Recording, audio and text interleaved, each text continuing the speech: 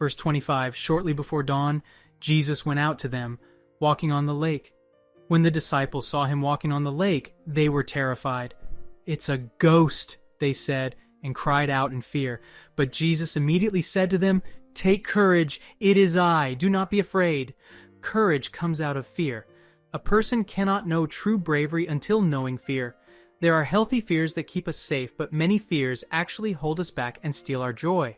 Some fears may even slow our progress in pursuing God's will for our lives.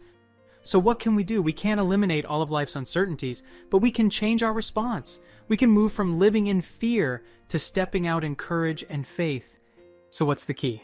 The key is a personal relationship with Jesus Christ.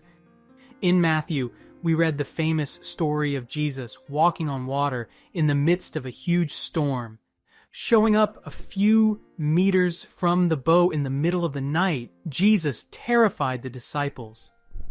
But at the sound of his voice, they were comforted. His voice overcame their fears. It's often the same with us. When God shows up in the midst of our struggle, when we first encounter the supernatural power of God, our first response is often fear.